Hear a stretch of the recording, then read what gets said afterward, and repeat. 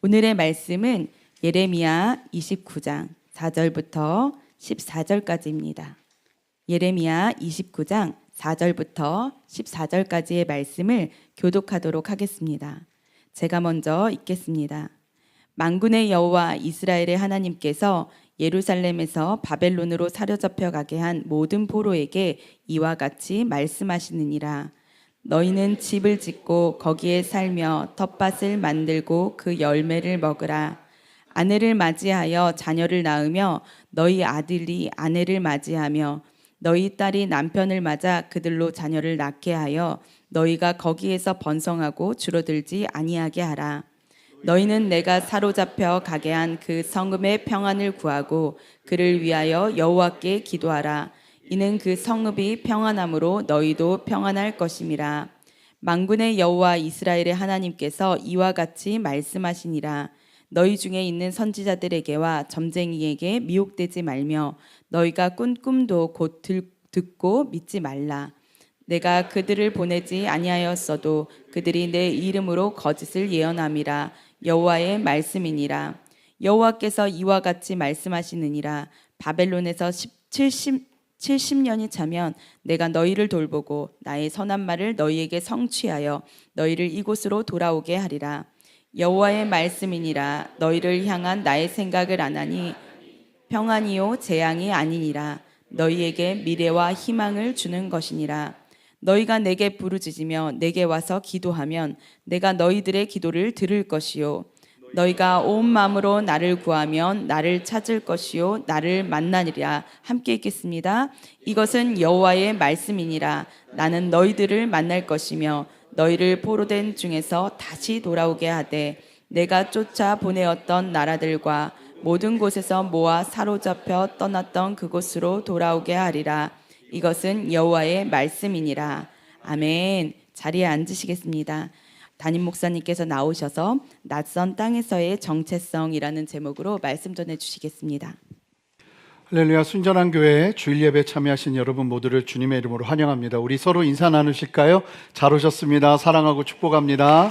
같이 기도하고 말씀 전하겠습니다. 하나님 감사합니다. 저희 안에 새 일을 행하시는 주님, 구정 명절을 맞아 우리가 정체성의 말씀 가운데 다시 한번 무장하여 사랑하는 사람들을 대하는 시간 되기를 원합니다.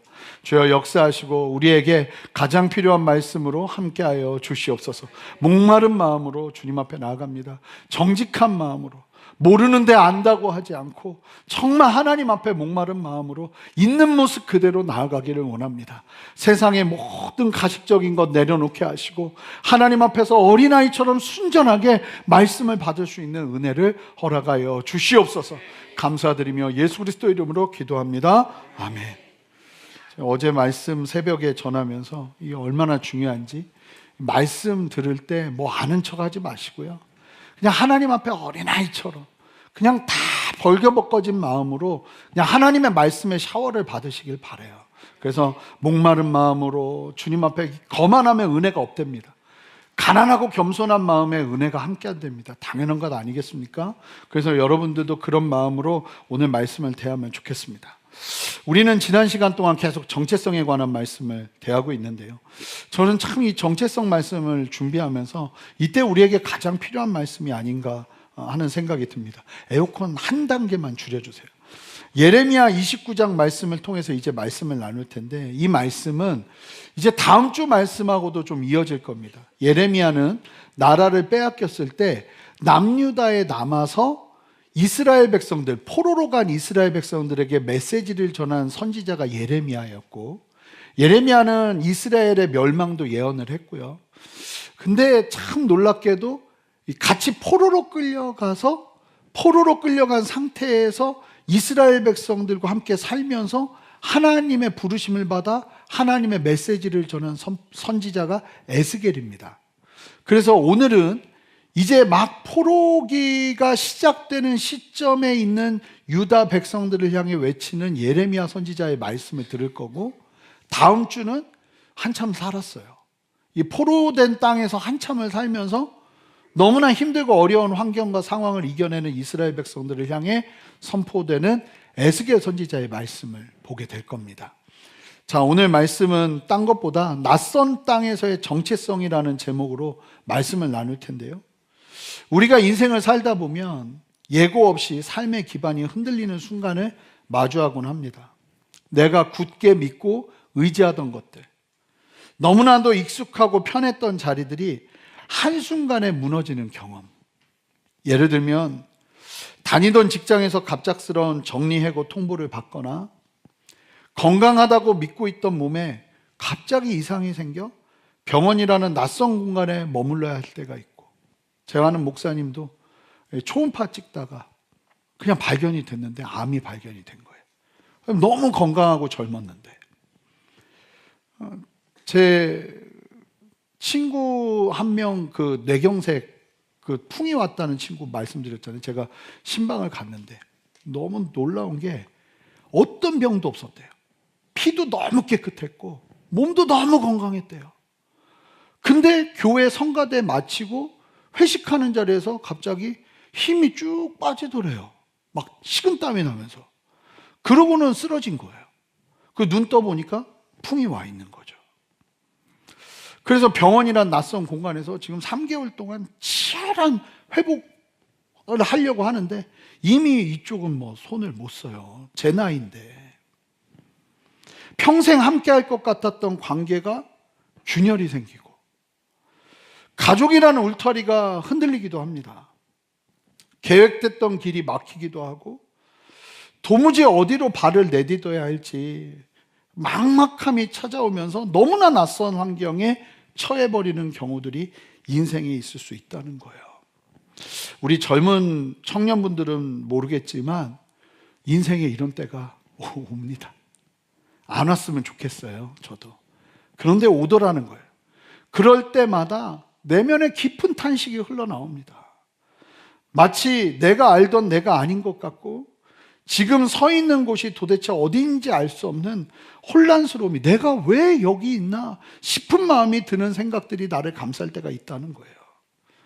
익숙했던 삶의 공식이 더 이상 통하지 않는 곳, 바로 낯선 땅에 서게 되는 거죠. 오늘 본문인 예레미야 29장은 바로 그러한 상황에서 삶의 터전의 뿌리가 다 뽑혀서 낯선 땅에 던져진 그런 사람들에게 주시는 하나님의 편지예요. 본문의 배경은 바벨론 포로 초기입니다. 예루살렘에서 평화롭게 살던 이들이 전쟁에 패하고 머나먼 이국 땅 바벨론으로 포로로 끌려왔습니다. 아마 끌려오는 과정에 사랑하는 가족들이 많이 죽었을 거예요. 그렇게 바벨론은 절망 그 자체였던 땅이었어요. 그들은 그곳에서 삶을 이어갈 의지를 잃은 채 모든 것이 끝나버렸다는 패배감 속에 잠겨 있었습니다. 왜냐하면 예루살렘은 절대로 망하지 않을 줄 알았어요. 이 솔로몬 성전은 절대로 무너지지 않을 줄 알았어요. 근데 산산조각이 났거든요. 패배감 속에 완전히 빠져있는 그때, 그런 그들에게 하나님께서 예레미야 선지자를 통해 편지를 보내십니다. 그리고 이 편지를 이스라엘 백성들이 읽는 거예요. 자, 어떤 내용인가? 먼저 하나님께서는요, 너희들 그곳에서 멈추지 말고 일상을 살아내라고 도전하세요. 그 낯선 땅에서. 자, 5절, 6절 말씀을 함께 읽어볼까요? 자, 이 하나님이 그 이스라엘 백성들이 편지 읽고 굉장히 놀랐을 거예요. 하나님 어떤 말씀 주실까? 우리의 회복, 우리가 돌아간다는 말씀 주실까? 막 이러면서 편지를 펼쳐봤는데 편지 내용이 청천벽력 병력 같은 소리예요. 자, 함께 읽어보겠습니다. 이게 하나님이 말씀하신 내용이거든요. 함께 읽습니다. 시작. 너희는 집을 짓고 거기에 살며 아내를 맞이하여 자녀를 낳으며 너희 아들이 아내를 맞이하여 너희 딸이 남편을 맞아 그들로 자녀를 낳게 하여 너희가 거기서 번성하고 줄어들지 아니하게 하라. 집을 짓고 그곳에서 살며 텃밭을 만들어서 그 열매를 일구어 먹으라고 하시고, 아내를 맞이하여 너희들 자녀를 낳고 자녀가 또 가정을 이루게 해서 너희들 절대로 머물지 말고 번성해라. 이 지긋지긋한 바벨론 땅인데 그곳을 떠나 예루살렘으로 돌아가기를 간절히 고대하던 이스라엘 백성들에게 하나님께서 하신 첫 번째 메시지가 뭐냐면 니들 거기서 살아. 우리는 낯선 땅, 즉 고난의 현장에 서게 되면 삶을 정지시키는 경향이 있습니다. 멈춰요. 어차피 망가진 인생이라며 자포자기하거나 이 문제가 해결될 때까지 아무것도 하지 않겠다고 다짐하기도 합니다. 그런데요, 하나님은 우리가 현실을 부정하는 자리에서 벗어나게 하기를 원하세요. 여러분, 주어진 환경과 현실이 여러분들의 뜻과 여러분 기대와 맞지 않아도 함께 살아내는 것이 어찌 보면 참된 믿음일 수 있어요. 비록 내 뜻대로 되지 않은 낯선 환경일지라도 내가 이런 일 할 사람이 아닌데 라는 생각이 드는 환경일지라도 지금 내가 하고 있는 일, 할 수 있는 일을 하고 무너진 일상의 리듬을 세우고 작은 순종을 이어가라는 게 하나님의 말씀일 수 있다는 거예요. 오늘 말씀이 하나님은요, 너희들 단순히 버텨라 하지 않으시고요, 어떻게 말씀하신 건지 아세요? 이 말씀이 니들 치열하게 살아라. 거기서 그 바벨론 땅에서 치열하게 살아내면서 생존하는 게 아니라 번성해라. 이게 하나님의 명령이었어요. 저는 하나님의 부르심을 따라 순종하는 삶을 살면서 깨달은 중요한 신앙의 원리가 있어요. 저는 참 감사하게도 제가 원하지 않는 환경과 상황에 놓일 때가 참 많았습니다. 감사한 게 아닐 수 있겠죠? 근데 감사한 일이에요. 그럴 때마다 내 정체성이 흔들렸어요.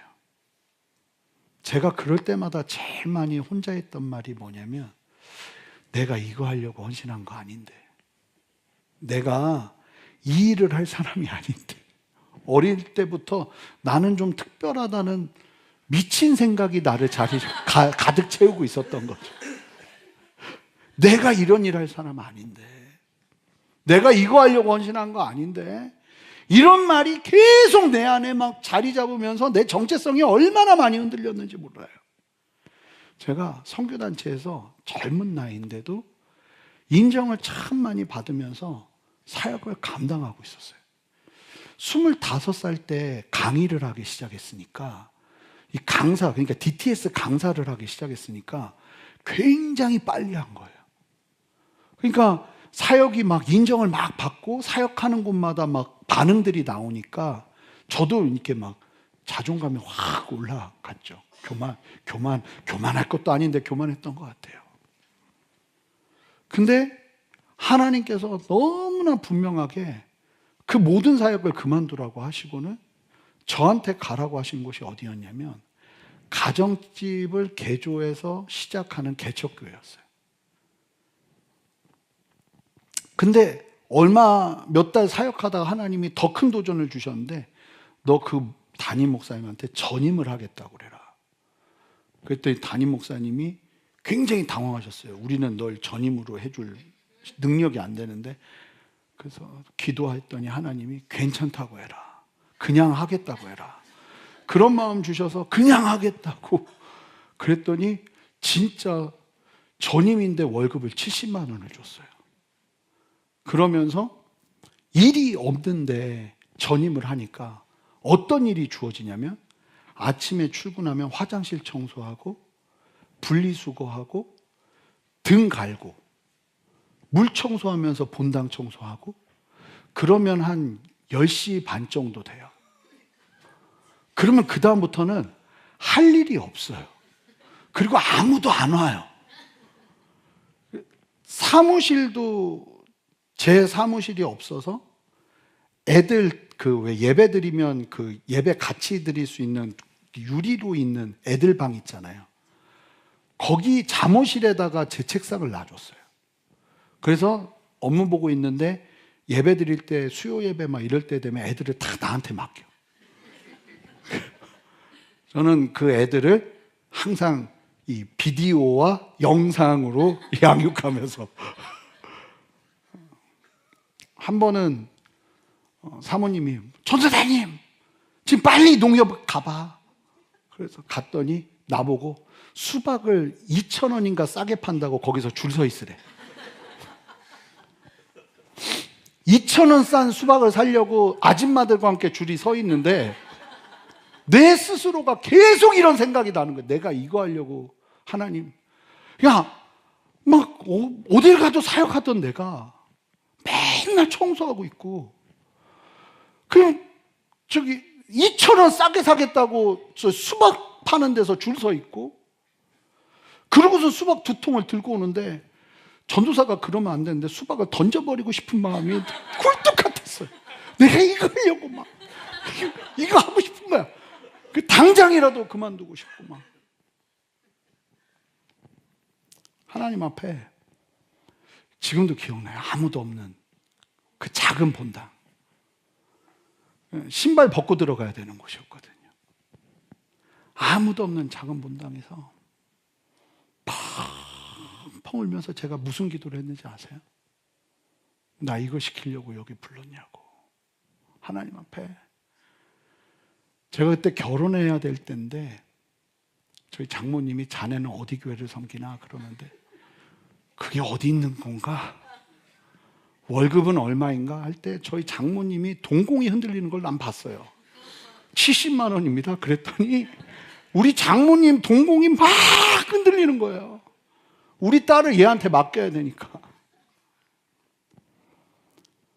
하나님 앞에 막 엎드려가지고 하나님 내가 이거 하려고 내가 여기 왔냐고. 이게 뭐냐고. 나 다 내려놓게 하더니 이게 뭐냐고. 근데 진짜 놀랍게 하나님의 음성이 들리기 시작했어요. 뭐가 들렸는지 아세요? 너 그거 하라고 내가 보냈다고. 엎드리라고. 충성하라고. 그거 하라고 내가 너 보냈다고. 사람들에게 인정받는 자리가 아니라 내가 너를 인정하는 자리에 있기를 원한다고. 저는 그날을 잊지를 못해요. 울다가 더 울었어. 하나님 앞에 얼마나 회개했는지 몰라요. 참 놀라운 것이 원리예요, 원리. 거기서 진짜 살만하다고 할 정도로 내가 익숙해지니까 하나님이 나를 옮기시더라고요. 원리예요. 미국 가서도 4년을 외쳤어요.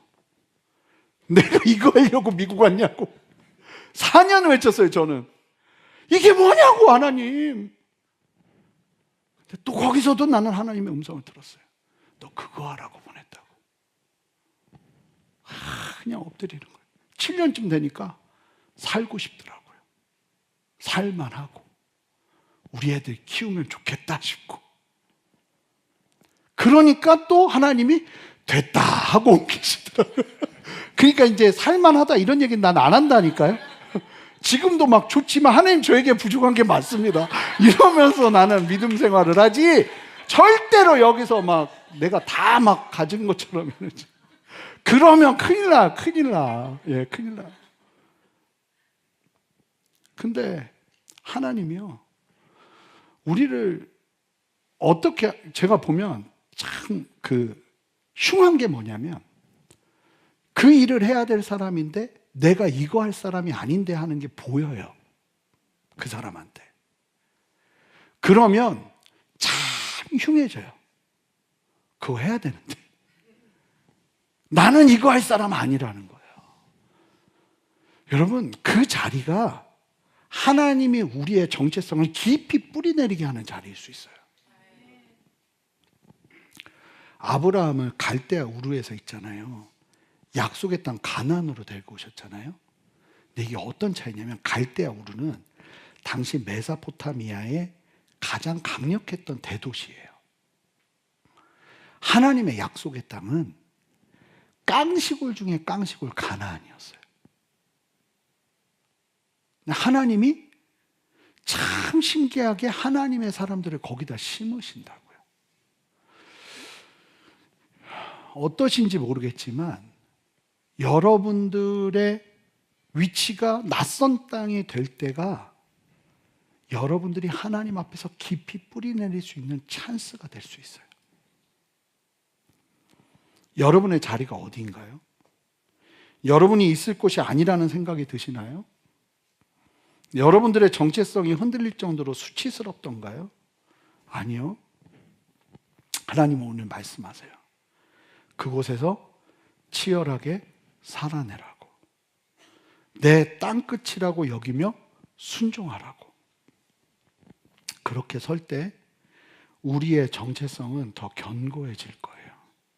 여러분, 하나님의 때는 우리랑 달라요. 우리 생각과. 여러분 그거 아시죠? 우리의 인생은 하나님의 주권 아래 있어요. 아멘입니까? 정말 이해되지 않아도 그 모든 상황은 하나님의 주권 아래 있어요. 오늘 말씀에서 기가 막힌 진리가 선포가 되는데 사실이거든요. 그러니까 그 사실을 믿고 어떤 상황에서도 마치 끝난 것처럼 살지 말라는 거예요. 끝장난 것처럼 살지 말라는 거예요. 그 상황에서 할 수 있는 믿음의 손을 들라는 거예요. 죄송해요. 제가 요즘 경험한 게 그거니까. 제 친구, 그 풍문 친구 있잖아요. 참 신기한 게 제일 많은 감사가 지금 그 친구의 삶에 나오고 있어요. 참 신기해요. 걔 막 진짜 막 살았거든요. 근데 그 친구가 얼마나 감사를 많이 얘기하고 얼굴을 봤는데 애가 해같이 밝더라고요. 맞아요. 그게 맞아요. 하나님은요, 더 놀라운 말씀 하시거든요. 7절을 보세요. 함께 7절 말씀 읽어보겠습니다. 시작. 너희는 내가 사로잡혀 가게 한 그 성읍의 평안을 구하고 기도하라. 이는 그 성읍이 평안함으로 너희도 평안할 것입니다. 여러분, 더 놀라운 건 그냥 사는 정도가 아니에요. 뭐 하래요? 그들의 평안을 위해 기도하래요. 여러분, 바벨론은 자신들의 삶을 송두리째 파괴한 장본인들이에요. 원수들이에요. 지금 그들은, 이스라엘 백성들은 원수들 가운데 살고 있는 거예요. 그런데 하나님이 뭐라고 하는지 아세요? 그 원수들과 함께 살면서 너희들 거기서 저주하지 말고 반드시 그들의 평안을 위해 기도해라. 이것이 낯선 땅에서 살아내야 되는 하나님의 백성의 정체성인 줄 믿습니다. 여러분, 하나님의 사람들은 환경에 의해 지배받는 존재가 아니라 환경을 변화시키고 축복하는 통로로 부름받은 존재인 줄 믿습니다. 비록 몸은 바벨론에 있지만 바벨론의 방식대로 미워하고 분노하며 사는 것이 아니라 하나님 나라의 방식대로 평안을 빌고 기도하며 세상을 품으며 살라고 말씀하고 계신다는 거예요. 피스메이커요. 어디를 가도 여러분, 예수 믿는 우리의 정체성은 피스메이커인 줄 믿습니다. 어디를 가도요. 우리가 살아가는 세상은 때로는 바벨론처럼 느껴질 때가 있어요. 우리의 믿음을 조롱하고 경쟁과 비교로 우리를 몰아세우고 정직한 자가 손해를 보는 것 같은 그런 세상이 우리 눈앞에 펼쳐져 있죠. 그러나 하나님은요, 우리가 그런 세상을 혐오하거나 도피하기 원하지 않으세요. 여러분, 절대로 성도는 그런 시각을 가지면 안 돼요. 여기는 썩었으니까 미워하고 막 혐오하고 막 도피하고, 여러분, 그 썩은 자리가 우리가 살아내야 될 삶의 터전이에요. 그 자리를 우리는 피하면 안 되는 거예요. 하나님은 뭐라고 말씀하시냐면 그 자리에서 평안을 구하라는 거예요. 너를 통해 평안이 흘러가도록 기도하라는 거예요. 쉽게 말하면 깨끗한 물 내보내기 시작하라는 거예요. 오히려 그 땅의 치유와 땅을 평안을 위해 기도하는 중보자가 되기를 원하시는 게 하나님의 마음이에요. 야, 너 꾸정물이 거기서 빠져나와. 그러지 않으신다는 거죠. 지금 너 그 꾸정물에서 평안을 위해 기도해.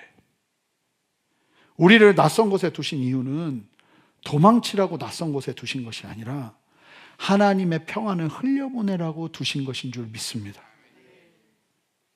여러분이 서 있는 곳에서 함께하는 사람들에게 평안을 전하는 피스메이커의 삶을 살아내시길 바라요. 참 기가 막힌 말이죠. 저는 우리 성도님들과 함께하는 사람들이 행복한 은혜가 있으면 좋겠어요. 누군가가 이렇게 들어갔는데 그 사람 때문에 혼란스럽고 힘들고 괴롭고 어려운 게 아니라 여러분들로 인해 누군가가 평안을 누리고 누군가가 행복하고 누군가가 기뻤으면 좋겠어요. 상처가 아무리 많아도 나는 회복해서 그 상처에 파묻혀서 또 다른 사람들을 상처 주는 사람이 아니라 나는 회복해서 누군가에게 평안을 줄 수 있는 사람이 되는 은혜가 필요한 거예요. 상처를 많이 받고 자랐어요? 그러고서 여러분 결혼해서 그 상태에서 똑같이 상처 주며 살길 원하세요? 누가 그런 삶을 원해요? 나랑 함께하는 사람이 행복하길 원하죠. 여러분 그러려면 피스메이커의 삶을 사셔야 돼요. 저절로 되어지지 않거든요. 내가 하나님 앞에서 정말 회복되지 않으면 절대로 그런 삶은 흘러나오지 않거든요. 기가 막힌 말이죠. 바벨론은 우리보다 훨씬 잘 살고 있고 나는 포로로 끌려왔는데 누가 평안을 위해 기도해요? 그런데 그게 아니라는 거예요.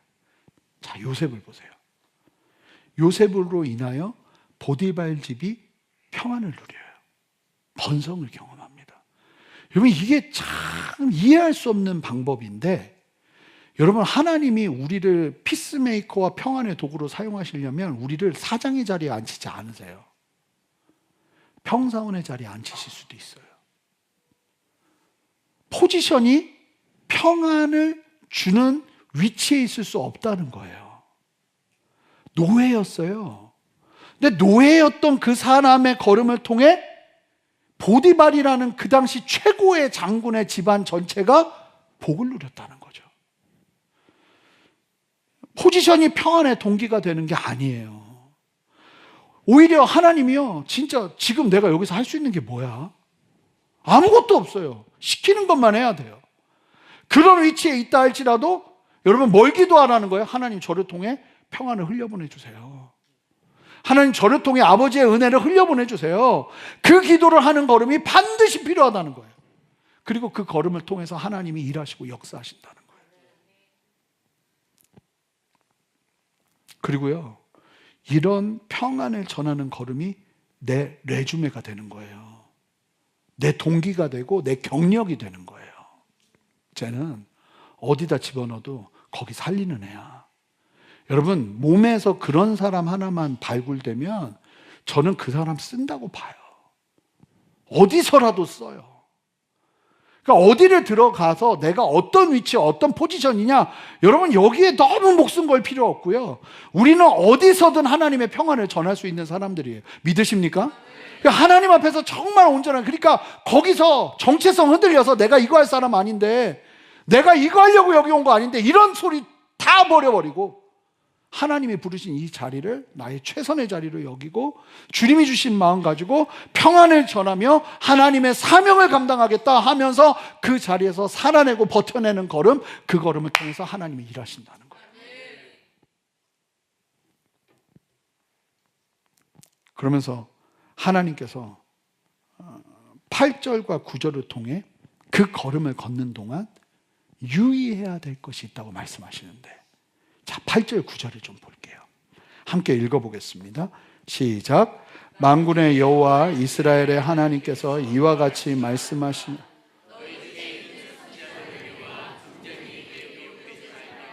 너희가 꾼 꿈도 고지 믿지 말라. 내가 그들을 보내지 아니하였어도 그들이 내 이름으로 거짓을 예언함이라 여호와의 말씀. 뭘 조심해야 되냐면 거짓 선지자들을 조심하셔야 돼요. 그 과정에서 이상한 소리 하는 사람들, 거짓 선지자 다른 사람들 아니에요. 그 과정에서 내 걸음에 이상한 소리를 하는 사람들이 반드시 있을 거라는 거예요. 그 사람들을 조심하라는 거예요. 그게 가족일 수도 있고요, 여러분 잘못하면 교회일 수도 있어요. 당시 거짓 선지자들이 무슨 말을 했는지 아세요? 니들 고통 금방 끝날 거라고 했어요. 왜냐하면 그 사람들 다 듣고 싶은 얘기가 그 얘기였거든요. 쉽게 말하면 회중이 듣고 싶은 얘기를 계속 해줬다고요. 회중들이 목말라 하는 얘기를 계속 해줬어요. 이게 하나님의 뜻이라고 말하면서 너희들 바로 예루살렘 갈 거라고. 근데 바로 앞에 8절, 9절, 바로 앞에 7절에 예레미야가 하나님 앞에서 선포해요. 니네 70년 동안 못 움직여. 여러분 어떠신지 모르겠지만 포로의 생활에서 70년 선포는 내 세대에서 끝나는 거예요. 난 못 봐요. 돌아가는 거. 대부분의 어른들은. 이게 얼마나 깝깝한 건지 아세요? 이 전도 여행이라는 것도 일주일 선교 여행 가면 다 웃으면서 가요. 근데 3개월을 하잖아요. 그러면 사람 생각이 어떠냐면 3개월이 굉장히 길게 느껴지니까 그냥 그 순간 전도여행을 하면서부터 모든 끈을 놔버리고 싸워대기 시작해요. 사람이라는 게 그래요. 이게 금방 끝날 것 같으면 버텨요. 근데 70년이라는 얘기를 들으면 이 기가 막힌 얘기거든요. 근데 그 선포를 하면서 뭐라고 말하냐면 니들 거짓 선지자들이 계속 딴소리 할 거다. 너희들 이런 일을 할 사람들 아니야. 니들 돌아가야 돼. 너 언제까지 이러고 있을 거야? 바로 돌아갈 거야. 이러면서 사람들을 꼬드기는 거짓 선지자들이 있을 텐데 여러분 우리의 인생도 똑같아요. 내가 하나님 앞에 작정하고 마음을 정하고 뜻을 정하고 딱 나가는데 나가자마자 거짓 선지자가 딱 붙들어요.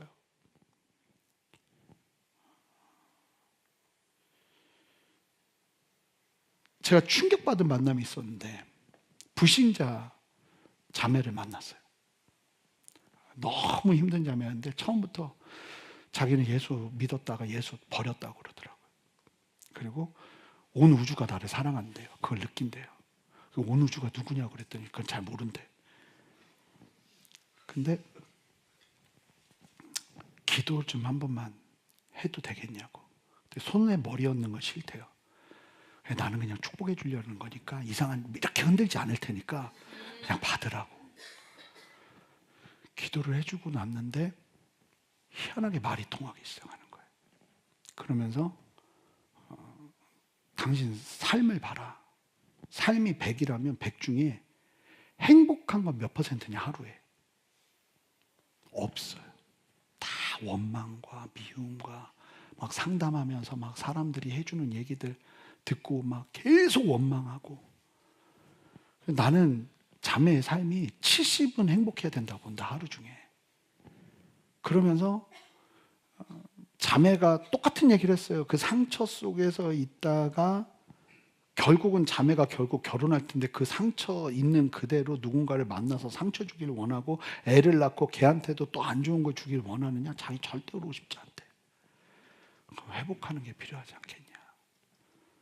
감사하면서 나가는 게 필요하죠. 하여간 막 그러면서 웃으면서 막 이러면서 막 그러고 헤어졌단 말이에요.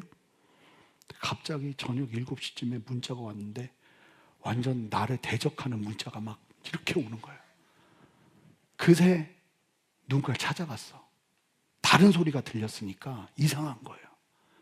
찾아가서 그분한테 정신교육, 재교육을 받고 온 거예요. 그러니까 똘똘 다시 원망과 나한테 그런 소리 하지 말라고 그러고 막 별소리를 다 하더라고요. 너무 안타깝죠. 여러분 잘 보면 인생의 바른 진리를 말해주는 곳에 있는 게 엄청 중요하고요. 여러분들의 고난의 때일수록 하나님 앞에 순종하기로 결정하고 마음을 딱 정하잖아요. 그러면 그 정한 마음이 흔들리게 하는 이야기들에 여러분들의 귀를 닫을 필요가 있어요. 대부분이 그 걸음을 가다가 무너지는 이유가 뭐냐면 거짓 선지자들의 이야기들 때문이에요. 굉장히 중요하거든요. 고난의 때일수록요, 듣고 싶은 말을 찾아가고 싶어요. 나를 이해해 주는 사람을 찾아가고 싶어요.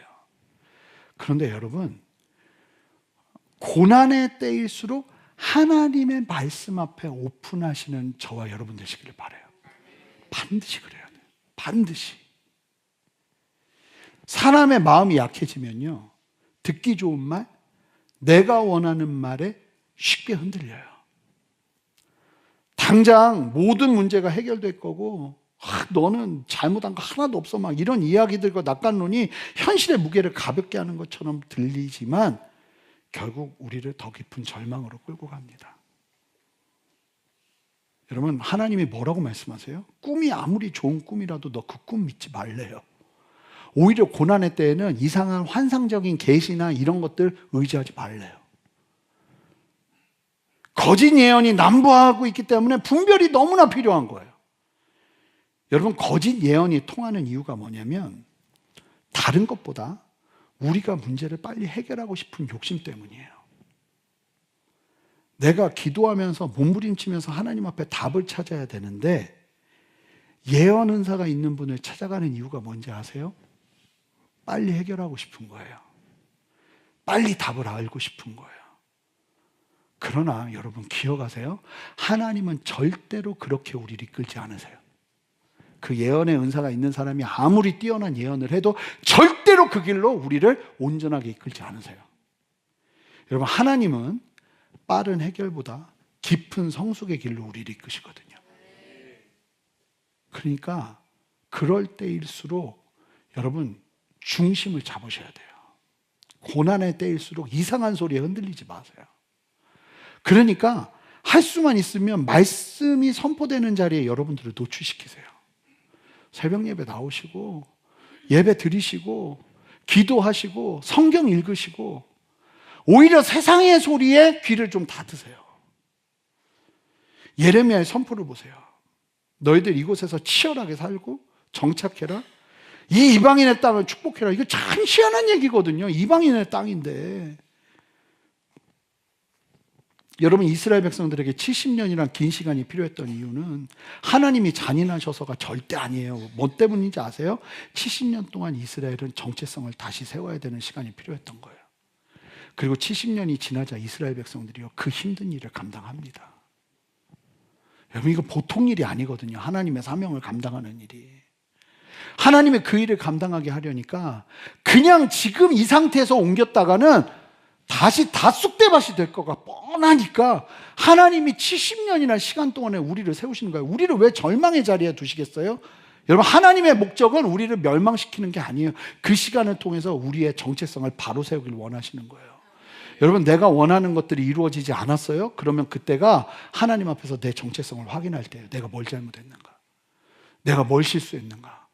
내가 하나님 앞에서 놓쳤던 신앙의 어떤 중심과 마지노선은 내가 다 무너뜨린 것이 아닌가? 성전이 없어도 하나님을 예배할 수 있는 믿음이 그들에게 필요했고요. 땅을 잃어도 말씀을 붙드는 믿음이 필요했고요. 여러분, 놀라운 사실은 이런 선포 때문에 다니엘이 나온 거예요. 이런 선포 때문에 에스더가 나오고 느헤미야가 나오고 모르드게가 나온 거예요, 여러분. 그 땅에서 남유다에서는 쳐다도 볼 수 없었던 영적인 거장들이 나오기 시작한 거예요. 참 이스라엘 백성들이 이 말씀 앞에 엎드리면서 바벨론 땅에서 엄청난 영적인 부흥과 하나님의 살아계심을 경험한 거 아니에요? 이게 필요했던 거예요, 이들에게. 여러분들의 그 힘들고 어려운 낯선 땅에서 하나님이 원하는 건 거기서 하나님의 능력과 하나님의 역사와 하나님의 다스리심을 보기를 원하세요. 그러므로 우리는 고난의 때일수록 달콤한 거짓 위로가 아닌 무겁지만 진실한 하나님의 말씀 앞에 우리 자신을, 잘 들으세요, 묶어두셔야 돼요. 묶어두세요. 어디 못 가게. 딱! 그리고 이게 막 들려오는 소리에 흔들리지 마세요. 뭐 어떻다, 뭐 어떻다. 너 그러면 안 된다. 너 그래서 되겠냐? 남들 봐라. 쟤네들은 벌써 저기를 가고 있는데 넌 지금 뭐 하는 거냐? 여러분, 항상 토끼와 거북이 이야기를 기억하세요. 빠른 게 아니라니까요. 하나님이 놀랍게 역사하시는 걸음은 어쩌면 거북이 같은 걸음이에요. 근데 때가 돼서 하나님이 세우시기 시작하면 걷잡을 수 없게 세우시는 거죠. 하지만 하나님은 과정을 무시하지 않으세요. 다윗을 세우시는 거 보세요. 그냥 양치기에서 왕으로 바로가 아니잖아요. 철저하게 그를 광야 가운데서 훈련시키시잖아요. 그러니까 그 왕관의 무게를 감당하는 거예요. 이스라엘이 회복해서 걸어야 될 그 영광스러운 걸음은 메시아를 준비하는 걸음이에요. 이제 완전히 차원이 다른 걸음이라고요. 그걸 감당하는 다음 세대들을 세우려면 하나님은 이 바벨론 땅이 필요하셨던 거예요. 이 교만해서 도저히 엎드리질 않으니까. 오죽하면 바벨론에다가 70년을 심어 놓으셨겠어요? 하나님은 선하신데 그래서 하나님의 본심을 아셔야 돼요, 여러분. 이거는 그냥 믿음으로 아멘하고 취해야 되는데, 오늘 말씀의 핵심인데요, 11절. 이게 여러분들이 어떤 자리에 있던, 어떤 모습으로 있던, 어떤 환경에 있던 이 말씀이 완전한 하나님의 여러분들을 향한 계획인 줄 믿으시고 함께 힘차게 선포하기를 바랍니다. 11절 말씀 함께 한 목소리로 여러분들이 진짜 힘차게 읽어보세요. 시작! 여호와의 말씀이니라. 너희를 향한 나의 생각을 내가 아나니 평안이요 재앙이 아니니라. 너희에게 미래와 희망을 주는 것이니라. 여러분, 하나님이 나를 버렸다 이런 말 하지 마세요. 하나님이 나를 외면하신다, 함부로 그런 말씀 하지 마세요. 여러분들이 하나님의 뜻 안에만 있잖아요. 여러분들이 하나님의 은혜 아래만 있잖아요. 여러분, 정말 놀라운 게 뭔지 아세요? 유대인들은 하나님이 붙잡을 만한 어떤 선도 없었어요. 완전히 폐륜적인 삶이었고 하나님을 떠나 있었고, 에스겔을 통해서 이제 8장부터 10장인가? 거기에서 이제 당시 남유다에 무너졌던 성전 모습을 보여주시거든요. 기도 안 차요. 성전이 완전히 그냥 우상 소굴이 돼 있었어요. 선한 게 하나도 없었다고요. 그런데 그런 이스라엘 백성들에게도 하나님이 이런 말씀 하신다면 우리의 삶에 하나님은 반드시 이와 같은 일들을 이루실 거예요. 아멘입니까? 낯선 땅에 홀로 던져질 것 같은 두려움 속에 있는 그들에게 하나님은 분명하게 말씀하셔요. 너 지금 재앙처럼 보이지? 그러나 내 생각은, 내 계획은 재앙이 아니야. 너 결국은 평안이야. 이 결국이 평안이 될 거야. 그리고 너희에게 주려는 것은 미래의 희망이 뭐예요? 미래를 위해서 지금 너에게 이런 시간이 필요하다고 말씀하시는 거예요. 하나님의 계획을 이루는 내 삶을 위해 하나님은 지금의 시간들을 사용하신다는 거예요. 우리는 고난을 당하면 끊임없이 부정적인 생각에 휩싸입니다. 내가 버림받았나? 내 인생은 끝인가? 하나님이 나를 치시는 건가? 도대체 치는 건 어떻게 그렇게 잘하세요? 하나님 맨날 나 치는 건가? 불안한 두려움이 우리를 잠식하려고 해요. 근데 여러분, 믿음은요, 내 상황이 주는 해석을 거부하고 하나님이 주시는 해석을 받아들이는 거예요. 지금 눈앞의 현실은 캄캄할지라도 나를 향한 하나님의 생각은 선하시다는 이 놀라운 믿음의 선포 앞에 아멘을 하는 우리가 필요한 거예요. 보세요. 선한 것 하나 없는 실수와 잘못과 죄만 가득했던 남유다 백성들을 향해 하나님이 이렇게 말씀하시다. 너희들을 향한 나의 생각은 재앙이 아니야. 이거는 재앙이 아니야. 결국은 평안이 될 거야. 그리고 너희를 미래적으로 이끌 나의 계획 속에 이 모든 일들이 포함되어 있다. 그렇다면 하나님 안에만 계세요. 순종의 길을 놓치지 마세요. 그렇다면 하나님은 결국 우리를 통해서 그와 같은 일을 이루실 줄 믿습니다. 하나님은요, 우리의 오늘만 보시는 분이 절대 아니세요. 그냥 오늘만 보고 우리를 이끄시는 분이 아니시라고요.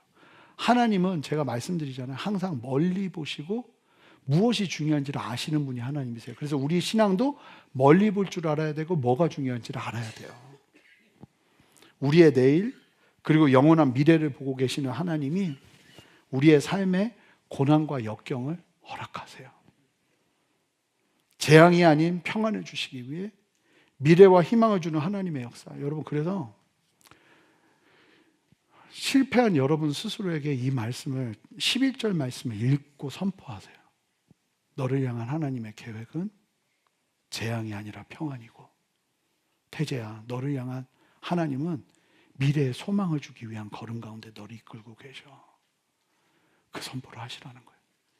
여러분, 수치스러워하지 마세요. 여러분 주변에 있는 사람들이 실패를 하거나 좌절하거나 낭망할 때, 여러분들의 자녀나 여러분들의 남편이나 여러분들의 아내가 그럴 때 여러분 세상과 같이 평가하고 판단하는 건 너무 불행한 모습인 거예요. 그럴 때 우리가 해줘야 되는 얘기가 뭐예요? 11절이에요. 여호와의 말씀이 이래. 너를 향한 하나님의 생각을 내가 알았어. 재앙이 아니라 평안이야. 분명히 하나님은 이 시간을 통해서 미래를 계획하시는 하나님의 소망 가운데 우리를 두시는 거야. 이 믿음의 선포를 반드시 하시라는 거예요. 놓치지 마시라는 거예요. 세상과 같이 절망하지 마시라는 거예요. 우리는 끝났어. 나라를 잃었고 모든 것이 다 파기된 그릇 같다고 다른 데서 얘기하거든요. 완전히 산산조각난 그릇이요. 더 이상 쓸 수 없는 그릇이요. 그런데 파괴와 같던 우리도 하나님은 고쳐 쓰시는 분이신데, 명절을 맞아 가족들과 예배할 때, 친지들을 만날 때 여러분 피스메이커가 되셔야 돼요. 분명히 가족들이 요즘 경기 너무 안 좋아 이런 얘기 할 거예요. 요즘 살기 너무 힘들어 그런 얘기 할 거예요. 여러분 거기서 맞아 그러면 순전한 교회 교인 아닌 거예요. 맞아가 아니라 하나님의 생각을 나는 믿어. 하나님의 계획을 나는 믿어. 막 좌절하고 있는 가족들, 형제들 보시면서 여러분 선포해 주시기 바라요. 하나님 안에만 있어. 그러면 하나님은 반드시 재앙 같은 상황도 평안으로 바꾸실 거야. 하나님은 미래에 대한 하나님의 놀라운 계획을 가지고 우리를 이끄실 거야. 우리 하나님 앞에만 있자 하면서 축복하고 서로를 격려하는 은혜가 여러분들을 통해서 흘러가시기를 주님의 이름으로 축복합니다. 그러니까 오늘 예배 드리면서 완전히 막 눈에 무장을 하고 가세요. 저도 오늘 이제 대전 내려가거든요. 막 가면 막 다 들어가자마자 막 빛이 임하고 막 가족들 막 하면서 쓰러지는 역사가 일어나야 될 텐데 기도하고 있습니다. 막 그런 마음인 거예요. 나는 피스메이커예요. 우리가 들어가는 순간 그런 소리는 하지 못하는 거예요. 믿음의 고백과 함께 격려하고 다시 한번 할 수 있음을 보고 주님 앞에서 힘을 내서 나가는 은혜가 우리에게 필요한 거 아니겠습니까? 마지막 말씀이 진짜 마음을 막 울리는데요. 그 낯선 땅에서 하나님이 뭐라고 하는지 아세요? 마지막으로 가장 먼저 해야 될 걸 얘기하시는데 12절 13절 보세요. 너희가 비로소 거기 들어가서 내게 부르짖으면, 내게 와서 기도하면 내가 너희의 기도를 들을 것이요. 참 이해가 되십니까? 징그럽게 말을 안 들었어요, 이 유대 백성들이. 근데 뭐라고 말씀하시냐면 그 자리에 서서 니들이 회개하고 나한테 기도하면 내가 너희의 기도를 들을 것이요. 너희가 온 마음으로 나를 찾으면 그제서야 찾아도 괜찮다, 나는 웰컴이야 하면서 내가 너희를 만나줄 것이라고. 여러분 마지막 우리의 강력한 무기는 살아있어요. 그게 뭐예요? 하나님 앞에 부르짖는 기도예요. 이게 놀라운 은혜인 게 뭐냐면 예루살렘 성전이 무너지고 거룩한 땅에서 쫓겨난 그 자리, 가장 부정하고 낯선 바벨론 땅 한복판에서도 하나님이 뭘 말하는지 아세요? 거긴 성전도 없어요. 근데 뭐라고 말씀하시는지 아세요? 너 부르짖기만 하면 거기서 내가 너 만나줄 거야. 너 그 낯선 땅, 낯선 자리, 죽을 것 같은 그 자리, 거기서 하나님 앞에 부르짖으면 내가 너 만나줄 거야. 여러분 하나님의 음성이 얼마나 놀라운 건지 아세요? 정말 여길 피하고 싶은데 그 자리가 네 자리야 하는데 내 자리처럼 보이더라고요. 이게 하나님의 음성이에요. 난 정말 떠나고 싶은데 하나님이 너 거기서 충성해 하는데 그때부터 충성이 되더라고요. 여러분 하나님 음성을 들으셔야 돼요. 성령의 감동을 들으셔야 돼요. 사람 소리가 아니라 하나님의 감동과 메시지를 들을 때 우리는 버텨낼 수 있는 힘이 생기는 거예요. 그러려면 뭐 해야 돼요? 울면서 엎드려야 돼요. 부르짖으면서 하나님 앞에 기도해야 돼요. 낯선 땅에서 가장 두려워해야 될 것은 환경의 어려움이 아니에요. 그 환경 때문에 하나님을 찾는 마음이 식어버리는 거예요. 반대로 낯선 땅이기 때문에 우리는 더욱 간절하게 주님을 찾을 수 있고, 그 간절함 속에서 우리는 이전보다 더 깊은 하나님을 만나는 은혜를 누리는 거예요. 제가 이게 건강한 정체성이 막 새겨져 있는 건강한 분들을 만나면 열이면 열 똑같은 특징이 뭐냐면 극심한 어려움들 속에서 하나님을 붙잡아 본 사람들이, 하나님 앞에 부르짖으면서 그 하나님을 만나본 사람들이, 그래서 이 고난에 대한 이해와 인식이 바뀌어 있는 사람들이에요. 하나님이 그런 사람들을 쓰시더라고요. 시편 34편 6절. 이 곤고한 자가, 곤고하다는 건 아무것도 없는 사람이에요. 곤고한 자가 부르짖음에 뭐만 하는 거예요? 그냥 부르짖기만 하는데 여호와께서 들으시고 그의 모든 환난에서 구원하시다. 뭐만 한 거예요? 부르짖은 것밖에 없어요. 근데 부르짖었더니 하나님이 고쳐주시더라는 거예요. 시편 50편 15절에 보세요. 환난 날에 나를 부르라. 아예 하나님 말씀하세요. 너 환난 날에 나에게 부르짖으라. 하도 안 부르짖으니까 환난 날이 되니까 부르짖을 수 있어요. 그랬더니 하나님이 그 기회를 타서 말씀하신 거예요. 너 그럼 지금이라도 부르짖어라. 네가 나를 영화로, 나는 성향상 부르짖는 게 안 돼. 그런 소리 하지 마세요. 간절한데 살려주세요 이러는 분은 아무도 없어요. 아, 나 죽을 것 같아 이런 사람 아무도 없어요. 살려주세요, 고쳐주세요 이러지. 아무도 안 그래요. 여러분, 하나님 앞에서는 다른 거 없어요. 부르짖어야 돼요. 주여 하는 거 막 싫으세요? 맨날 막 3번 이상은 하니까 아주 막 각오를 하십니까? 이거 빨리 끝나기를? 여러분, 그 시간이 여러분들을 살릴 수 있는 역전의 시간이 될 수 있다는 사실을 믿으시기 바라요. 하나님 앞에 간절히 부르짖어야 돼요. 마치 내일이 없는 것처럼 부르짖는 인생에 소망이 있는 거예요. 여러분, 믿음이 없으니까 안 부르짖는 거예요. 로마서 8장 15절, 너희는 다시 무소하는 종의 영을 받지 아니하고 양자의 영을 받았으므로 우리가 아빠 아버지라고 부르짖느니라. 갈라디아서 4장 6절 7절, 너희가 아들임으로 하나님이 그 아들의 영을 우리 마음 가운데 보내서 아빠 아버지라 부르게 하셨느니라. 그러므로 네가 이후로는 뭐예요? 종이 아니요, 부르짖으니까요. 부르짖을 수 있는 관계가 있으니까요. 종이 아니요, 아들이니 아들이면 하나님으로 말미암아 유업을 받을 자니라. 그러니까 당연히 부르짖을 수 있는 거예요. 늦지 않았어요. 나라를 빼앗겼어도, 성전이 파괴되고 포로로 먼 타국 땅에 끌려왔다 해도 힘이 빠졌다고 포기하면 끝장이에요. 힘이 빠졌어도 다시 힘을 내서 부르짖으면 그 인생은 소망이 있어요. 하나님께 부르짖을 수 있다면 모든 상황은 우리의 재앙이 아니라 평안이 될 거예요. 미래의 희망이 자라기 시작할 거예요. 혹시 지금 여러분 낯선 땅에 서 계십니까? 내가 알던 삶이 무너져 내려서 너무 당황스럽고 두려우신가요? 오늘 주신 말씀을 기억하십시오. 상황에 압도되어 멈추지 마시고 오늘 주어진 하루를 성실히 살아내는 걸음을 시작해 보시죠. 마음 미움과 원망 대신 기도로 여러분들의 자리를 축복해 보시죠. 그 지긋지긋한 사람들을. 무엇보다 여러분을 향한 하나님의 생각은 재앙이 아니라 평안이라는, 미래와 희망을 주는 것이라는 사실을 기억하면서 하나님 앞에 간절히 부르짖는 믿음을 회복하시기를 주님의 이름으로 축복합니다. 우리가 온 마음으로 주님을 찾을 때 낯선 땅 그 어느 곳이라도 하나님은 우리와 함께 하시며 우리를 만나 주실 것입니다. 이 믿음으로 낯선 땅에서도 하나님의 백성답게 승리하시는 저와 여러분 되시기를 주님의 이름으로 축복합니다. 함께 기도하겠습니다. 하나님 아버지, 우리가 예상치 못한 낯선 시간과 공간 속에 서게 될 때가 얼마나 많은지요.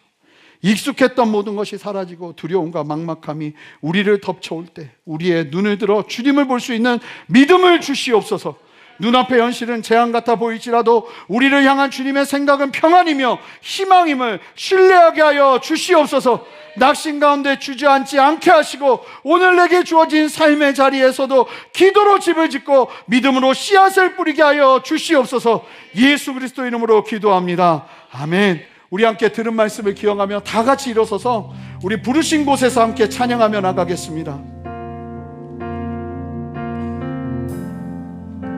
우리 함께 고백합니다. 따스한 성령이 마음으로 보내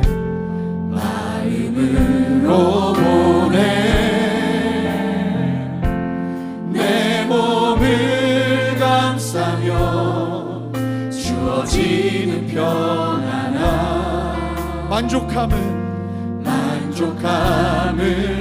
느끼네. 사랑과 진리에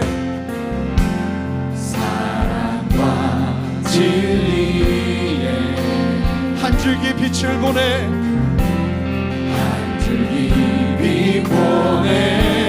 고백하세요. 내 몸을 감싸며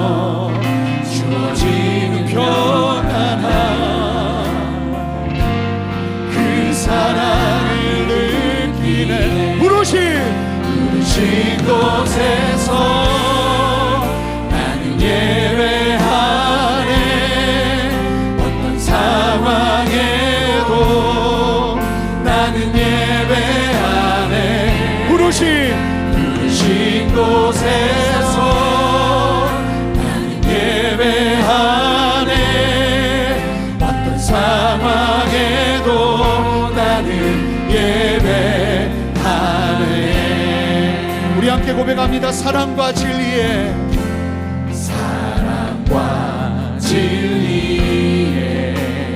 한 줄기 빛보내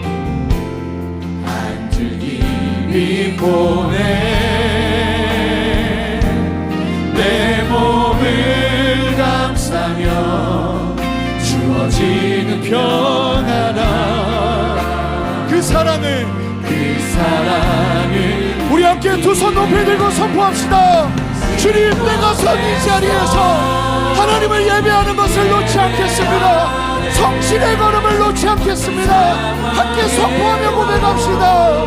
나는 예배하네. 부르신 곳에서 나는 예배하네. 어떤 상황에도 나는 예배. 우리 함께 선포합니다. 내가 걸어갈 때 기되고 살아갈 때 삶이 되는 그곳에서 예배. 여러분들의 지금 그 자리에서 하나님을 예배하기로 결단하세요. 주님을 바라보기로 결단하세요. 할렐루야. 살아갈 때 삶이 되는 그곳에서 예배하네. 전심으로 부르신 곳에서 나는 예배하네. 어떤 상황에도 나는 예배하네. 부르신 곳에서 나는 예배하네. 어떤 상황에도 나는 예배. 우리 함께 전심으로 이 믿음도 웃고 세라. 이 믿음도 웃고 세라. 내 영혼아, 주가 지켜주신다. 아멘. 내 인생이 어두운 밤일지라도 할렐루야. 주의 밝은 빛 인도하. 성도여, 교회여, 다같이 믿음의 두 손을 높이 들고 선포합시다. 이 믿음도 그 세라. 내 영혼아, 주가 지켜주신다. 어두운 밤에도 주의 밝은 빛 인도하여 주신다. 부르짖을 믿음만 있으면 늦지 않아요. 지금 부르짖을 믿음이 일어난다면 늦지 않아요. 하나님은 여러분들의 기도를 들으실 거예요. 우리 다 같이 믿음의 두 손을 들고 주님 앞에 부르짖읍시다. 하나님 내 자리에서 성실을 놓치지 않겠습니다. 하나님 충성을 놓치지 않겠습니다. 평안을 비는 자리를 놓치지 않겠습니다. 하나님 나를 세워주시옵소서. 내 마음을 정리시켜 주시옵소서. 나 여기 있을 사람 아닌데 버리게 하시고 하나님 내게 주신 이 자리 충성스럽게 감당하기를 원합니다. 함께 두 손을 들고 주님 세 번 부르며 기도합니다. 주여, 주여, 주여. 주의 밝은 빛 인도하여 주시나.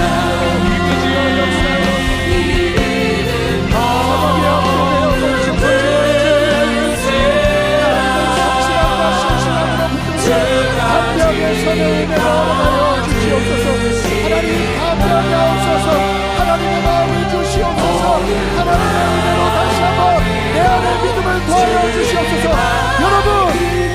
앞에 부르짖으세요. 여러분들의 목소리를 높이세요. 하나님 내 인생 붙잡아 달라고, 하나님 내 인생 붙들어 달라고 기도하세요.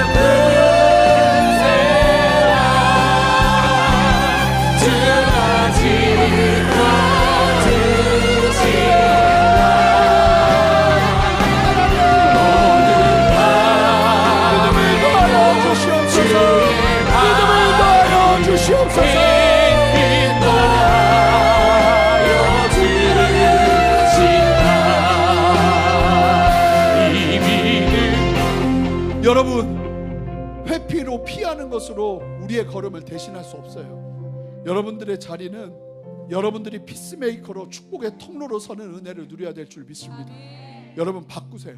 하나님, 내 마음은 참 쉽지 않지만 그럼에도 불구하고 원수들을 향해 평안을 구하는 아버지 그 믿음의 선포를 내가 싸워내며 승리하며 그 선포를 이루어내기를 원합니다. 주여 바꾸어 주시옵소서. 여러분 가족들을 향해서도 원수가 있나요?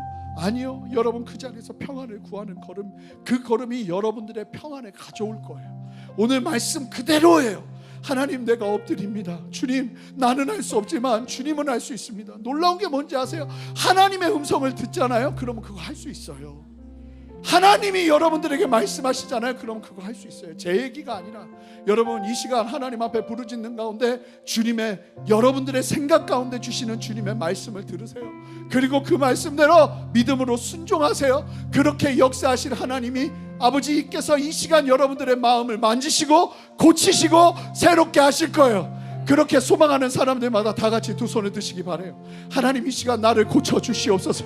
하나님, 평안의 사람 되게 하여 주시옵소서. 불평의 사람이 아니라 평안을 일으키는 사람 되게 하여 주시옵소서. 하나님 앞에 다시 한번 주님의 이름 한번 부르며 기도합니다. 주여, 할렐루야. 힘이 역사하시는 주님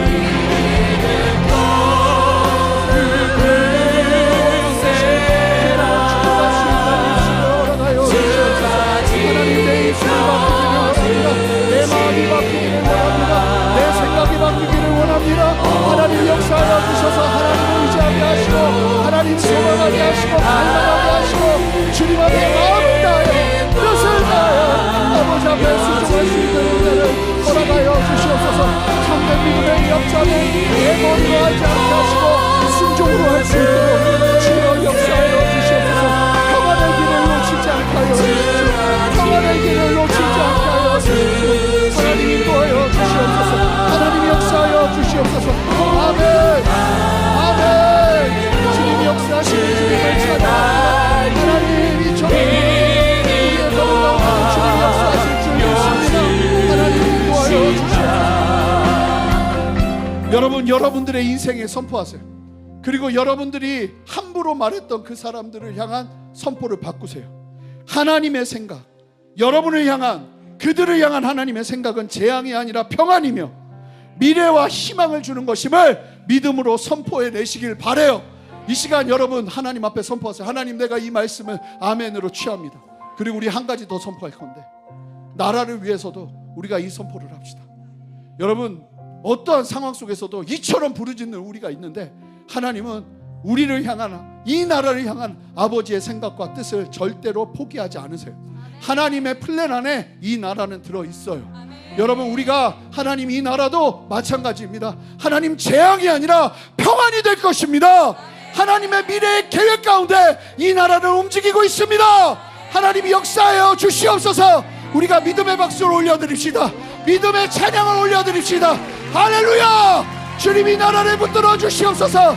내 삶을 붙들어 주시옵소서. 함께 두 손을 들고 주님의 이름 한번 부르며 이 믿음의 선포로 나갑시다. 함께 기도합니다. 주여,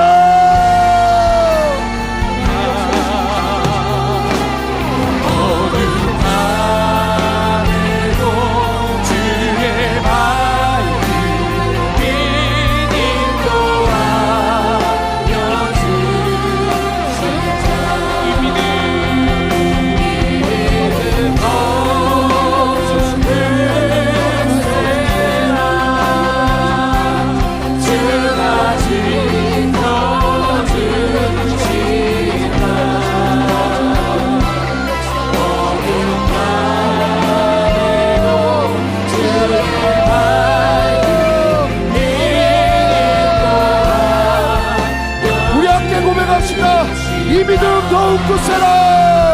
이 믿음 더욱 굳세라. 주가 지켜주신다.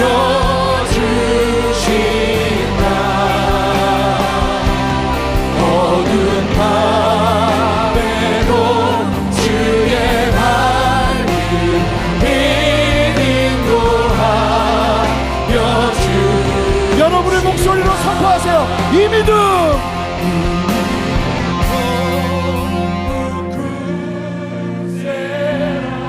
선포하세요.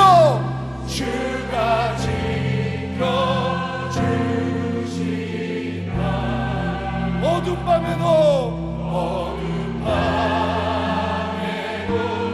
주의 밝은 빛 인도하여 주. 한 번 더 전심으로 선포합시다.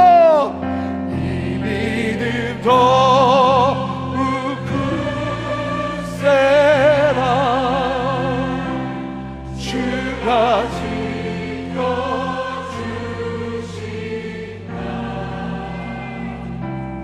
어두운 밤에도 주의 밝은 빛 인도하여 주신다. 예수의 이름 세상의 소망이요.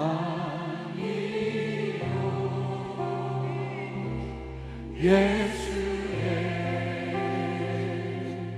이름은 천국의 기쁨. 한 번만 더 고백합시다. 예수의 이름은 내 삶의 소망이요. 예수의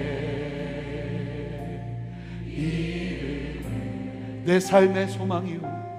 내 삶의 소망이요. 예수의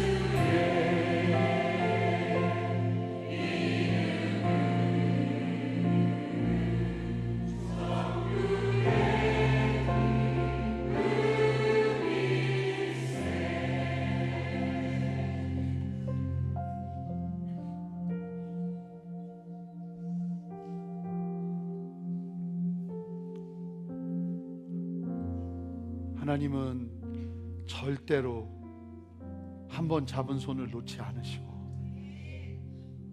파괴와 같이 무너져 있어도 그저 너는 내게 부르짖으면 내가 너에게 응답하겠다고 말씀하시는,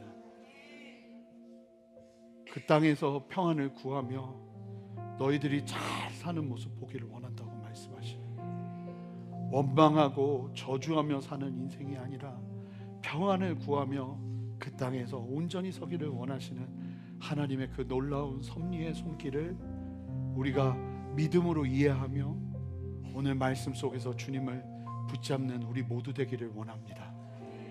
성령 하나님, 그 주님의 크신 마음을 깨달아 우리의 자리에서 지금 내가 이거 할 사람 아닌데, 나 이거 하려고 태어난 거 아닌데 하는 정말 아무 도움 안 되는 생각 가운데 빠져있지 않게 하시고, 지금 내게 주어진 지금의 삶의 자리에서 전심을 다하는 걸음을 통해서 하나님이 펴시고 하나님이 푸시고 하나님이 역사하시는 은혜를 누리며 담대한 회복을 경험할 수 있도록 하나님 역사하여 주시옵소서. 특별히 이 자리에 그렇게 부르짖는 거 안다고 하는데 부르짖을 힘조차 없어서 그저 하나님 앞에 마음 들이며 기도하는 그 기도를 주님 아십니다. 찾아가셔서 내가 네 마음 안다고 말씀하시며 다시 한번 세우시는 아버지의 그 마음의 부르짖음을 들으시는 아버지의 응답을 경험하게 하시고, 우리 모두의 기도 위에 응답하시는 주님 안에 우리가 명절을 맞아 우리의 삶의 자리에서 피스메이커의 사명을 감당하며 주 앞에 서는 은혜를 허락하여 주시옵소서. 감사드리며 예수 그리스도 이름으로 기도합니다. 아멘. 우리 주님께 영광의 박수 올려드릴게요. 감사합니다.